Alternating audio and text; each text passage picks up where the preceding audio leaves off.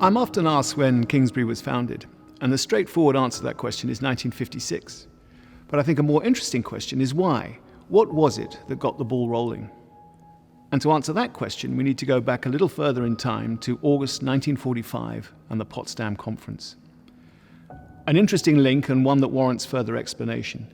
But in August 1945, the Allies had got together to discuss reparations at the end of the Second World War. And of course, by this time, Germany had exhausted itself financially, and therefore these reparations were to be levied in the form of intellectual property, plant and machinery, and land. And the reason I'm describing this is that the CAM auto manufacturer Index were very much caught up in this arrangement.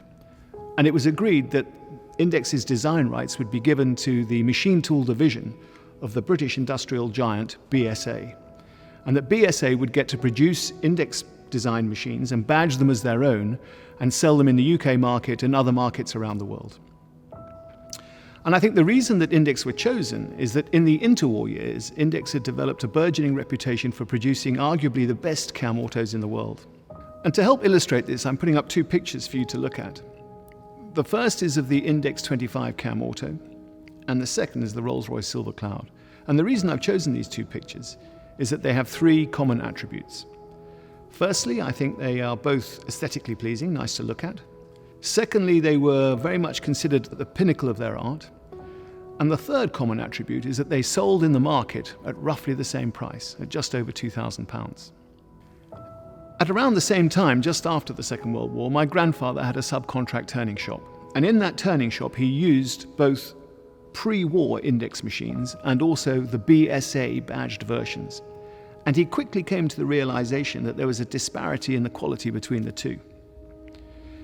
He also learned during this period that this reparations deal was time limited to 10 years. And at the end of that period, Index would be free agents again, would have the ability to do what they wanted in the markets that they wanted in the way that they chose. And during this time, George decided that he would rather sell Index machines than use them in his factory. So he put a plan in place to try and make that happen, which also involved sending his eldest son, my father, Mike Kingsbury, over to Index with the mandate to win over the senior management team in Esslingen. And I think they were obviously quite successful in this plan, because at some time the sales director from Index was sent across to the UK to check out George and his company and to establish whether Kingsbury would be the right partner for them going forward. And as was the fashion in those days, they repaired to lunch somewhere in London. I believe it was Simpson's in the Strand. George felt that the discussions were going well, and it was then that he decided to play his trump card. And the trump card that he played was that were Index to give him exclusive distributorship of their products in the United Kingdom, he would write out a purchase order for 30 Index CAM autos there and then. And we shouldn't forget that these CAM autos were selling in the marketplace at exactly the same price as a Rolls-Royce Silver Cloud, so a sizable investment.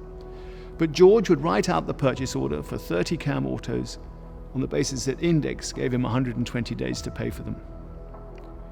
Well, there isn't a sales director in the world faced with that proposition that wouldn't say yes. So the deal was struck. George went back to the office to inform his two boys that he just purchased 30 Index CAM autos and that they had 120 days to sell them. And that's how Kingsbury started with Index back in 1956.